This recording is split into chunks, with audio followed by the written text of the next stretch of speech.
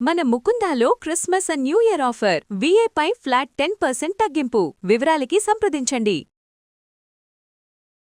ఈరోజు మనతో పాటు ప్రముఖ ఆధ్యాత్మికవేత్త అనంతలక్ష్మి అమ్మగారు ఉన్నారు. నమస్తే అమ్మా. నమస్తే అమ్మా. అమ్మ, వసంత పంచమి లేదా శ్రీ పంచమి, మరి ఈ రోజు ఒక విశిష్టత ఏంటి? ప్రతి వ్యక్తి కూడా ఈ రోజుని ఎలా ఉపయోగించుకుంటే బాగుంటుందో తెలియజేద్దాం. దీనికి శ్రీ పంచమి, వసంత పంచమి, మదన పంచమి ఇలాంటి పేర్లు చాలా ఉన్నాయి. ఈ శ్రీ పంచమి అంటే శ్రీ అంటే సరస్వతీదేవి అని అర్థం చెప్పుకోవాలి. అక్కడ శుభప్రదమైనది అని. ఓకే. సరస్వతీదేవి యొక్క జయంతిగా దీని గురించి మనం చెప్పుకుంటాం.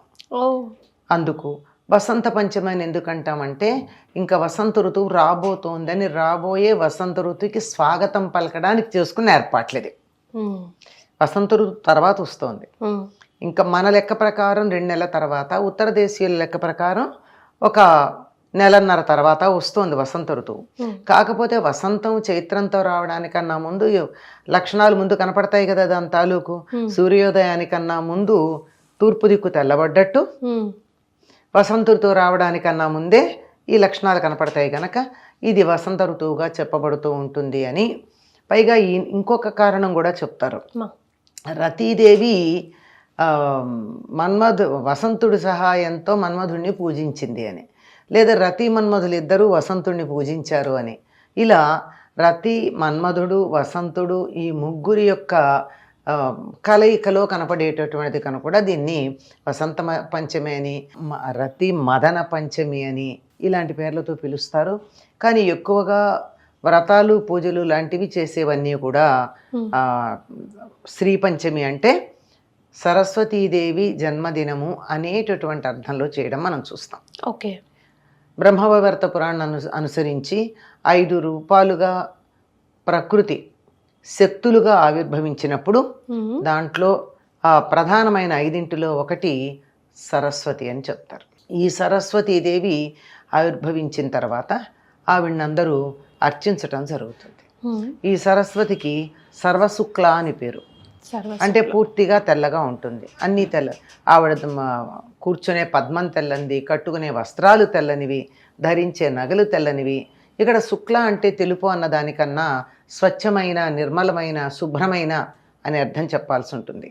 అట్లా ఉన్నటువంటి ఈవిడ్ని మొట్టమొదట దేవతలందరూ ఆరాధించారు. యాజ్ఞవల్కుడు మొదలైనటువంటి ఋషులందరూ ఆరాధించారు. ఈవిడ యొక్క పూజా విధానం మనకి కాణ్వ శాఖలో కనపడుతుంది. ఋగ్వేదంలో ఉన్న కాణ్వ శాఖ పూజా విధానం ఉంది. సరస్వతిని పూజించటానికి షోడశోపచార పూజా విధానం అంటే 16 ఉపచారాలు, ధ్యాన, వాహనాది షోడశోపచారాలు. ఆ రకమైనటువంటి ఉపచారాలతో పాటుగా ఈవిడికి సంబంధించినటువంటి స్తోత్రాలు, కవచము ఇలాంటివన్నీ కూడా మనకి అందులో కనపడతాయి. ఆ సరస్వతి అవతార ఘట్టం ఏదైతే ఉందో దాంట్లో మనకు కనపడుతూ ఉంటాయి.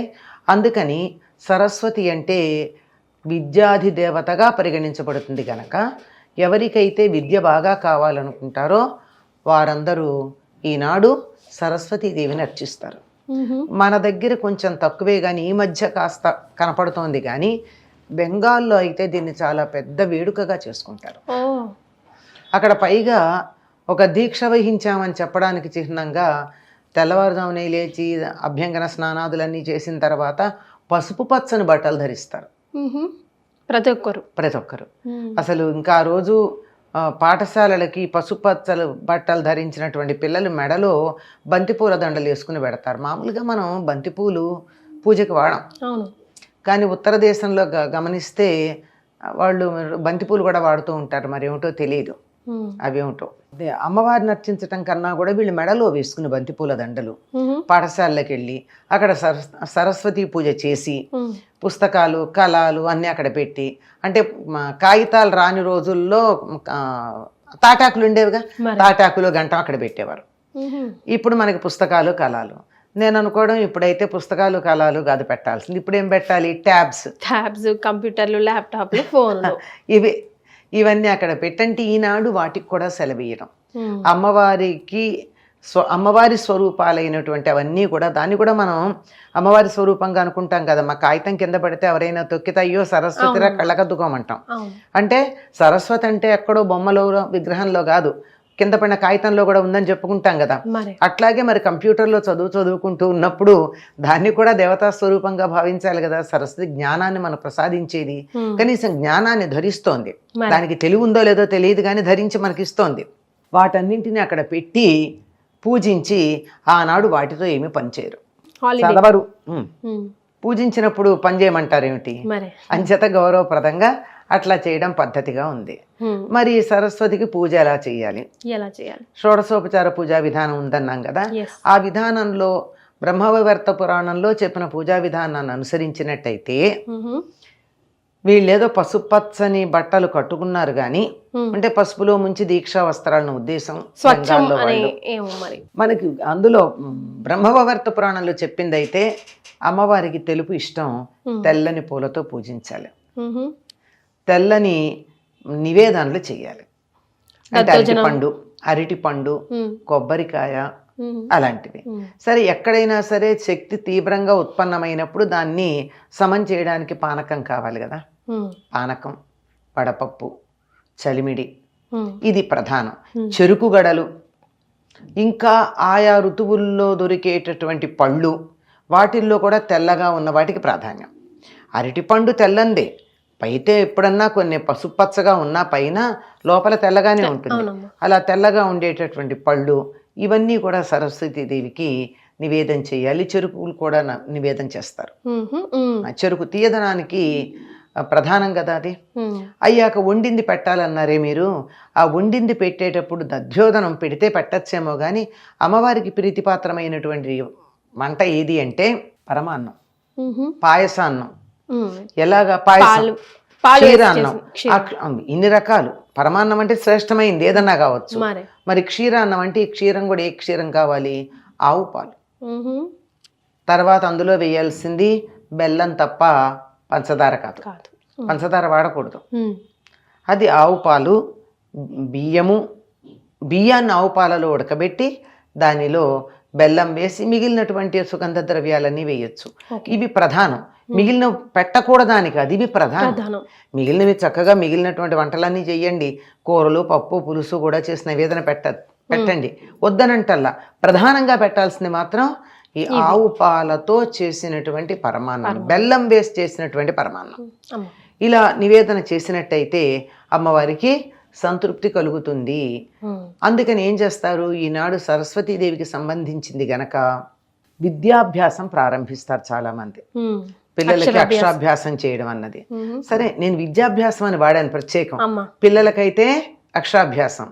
మరి విద్యాభ్యాసం అని ఎందుకు వాడాను అంటే, మీరు నేను ఏదన్నా కొత్త పుస్తకం చదవాలనుకున్నాం, ఒక కొత్త ప్రాజెక్ట్ చేయాలనుకున్నాం, ఒక కొత్త సబ్జెక్ట్ నేర్చుకోవాలనుకున్నాం. ఇప్పుడు మన డిగ్రీలు మనకున్నాయి, స్కూల్కి వెళ్ళి చదివేటటువంటి అవసరము లేదు, వయస్సు కాదు, ఊహ లేదు. కానీ నేను వేరే సబ్జెక్ట్ ఒకటి నేర్చుకోవాలనుకున్నాను, నా అవుట్ ఆఫ్ ఇంట్రెస్ట్. ఈ రోజు మొదలు పెడితే చాలా బాగా సాగుతుంది. అందుకని విద్యారంభం, విద్యని ప్రారంభించటం అన్నది మొదలు పెడితే చాలా బాగుంటుంది అని, దానికి ప్రధానమైందని. అమ్మవారికి సంబంధించిన కవచానికి సర్వ విజయమో ఏదో ఉంది పేరు. అంటే సమస్తాన్ని గెలవచ్చు. ఎవరికైతే నోట్లో నాలుగుందో, 4 అక్షరం ముక్కలు వచ్చో, బుర్ర పనిచేస్తుందో, పనిచేసిన బుర్రని నాలుకతో ఉచ్చరించి ఆలోచనని బయటికి పెట్టగలరు, వాళ్ళు ప్రపంచాన్నంతా గెలుస్తారు కదమ్మా. మరే మీకులాగా నాకులా కాదు కనుక అటువంటిది శ్రీ పంచమి. ఇది ఇప్పుడు ప్రస్తుతం మన ప్రాంతాల్లో కూడా కొద్ది సంవత్సరాలుగా ఈ శ్రీ పంచమిని చాలా వేడుకగా చేస్తున్నారు. చాలా ఆలయాల్లో ఈనాడు పిల్లలకి అక్షరాభ్యాసాలు చేయడం. ఎవరైనా కొత్తగా ఏదన్నా మొదలు పెట్టాలి అంటే, నేను ఎందుకో థీసిస్ రాస్తున్నాను పిహెచ్డి కంటే ఈరోజు మొదలు పెడితే చటక్కున అయిపోతుంది. అమ్మ, మరి పిల్లలు ముఖ్యంగా పరీక్షల సీజన్ అయితే ఇది ఏదైనా మంత్రం పఠిస్తే బాగుంటుందా ఈ రోజున? బాగుంటుందమ్మా. మంత్రం అని కాదు కానీ స్తుతులు ఉన్నాయి. మంత్రాలు చిన్నపిల్లలకి చెప్పడం ఎందుకమ్మా పాపం, వాళ్ళని ఎందుకు బాధిస్తాం? హాయిగా స్తుతి ఉంది. ఈ స్తుతులు కూడా మంత్రాలతో సమానమైనవి. ఎందుకంటే వీటిని మహర్షులైనటువంటి వాళ్ళు మంత్రాలకి పాటించాల్సిన నియమాల అవసరం లేకుండా తమ శక్తినంతా ఇందులో ధారపోసి అందించారు. చేత మనకందరికీ మా చిన్నతనంలో మేము చదువుకున్నది ఇప్పటికీ చాలా మందికి వచ్చు అనుకుంటా. సరస్వతీ నమస్తుభ్యం వరదే కామరూపిణి విద్యారంభం కరిష్యామి సిద్ధిర్భవతు మే సదా. ఇది స్తుతించినా సరిపోతుంది. సరస్వతీ నమస్తుభ్యం, ఓ సరస్వతి నీకు నమస్కారం చేస్తున్నాను. వరదే కామరూపిణి, కావలసిన రూపాలు ధరించగలిగినటువంటి ఓ తల్లి నాకు వరాలనివ్వు. విద్యారంభం కరిష్యామి, నేను నిన్ను వేరే ఏవేవో భవనాలు ఆస్తులు అడగట్లేదు, విద్య మొదలు పెడుతున్నాను నేను. సిద్ధిర్భవతు మే సదా, నేనేది చదవాలనుకుంటున్నాను, ఏం పొందాలనుకుంటున్నాను అదంతా నాకు ఎల్లప్పుడూ సిద్ధించుగాక. ఇంతకన్నా ఏం కావాలండి? మరి నేను చదువు మొదలు పెడుతున్నానమ్మా అని. మేము ప్రతిరోజు సాయంత్రం భోజనం చేసి దీపం దగ్గర కూర్చున్నప్పుడు కిరసనాల దీపాలే ఉండేవి కదా, ఆ దీపం దగ్గర కూర్చుని ముందు గణపతిది, తర్వాత ఈ శ్లోకం, ఈ పద్యము చదివి అప్పుడు మేము మా చదువు ప్రారంభించేవాళ్ళం. ఎస్, మా నాన్నగారు కూడా అలవాటు పెట్టారు కదా. మరి తెలిసిన వెంటనే బై డిఫాల్ట్ అదే రావాలి, సరస్వతీ నమస్తుభ్యం. అంటే దేన్నైనా మనం గౌరవించినప్పుడు దానికి మన పట్ల సదుద్దేశం ఉంటుంది. పుస్తకాన్ని కూడా గౌరవించాం సరస్వతి స్వరూపంగా, అందువల్ల అప్పుడు మనకి చదువు అప్రయత్నంగా వస్తుంది. చాలా సంతోషం అమ్మ, ధన్యవాదాలు.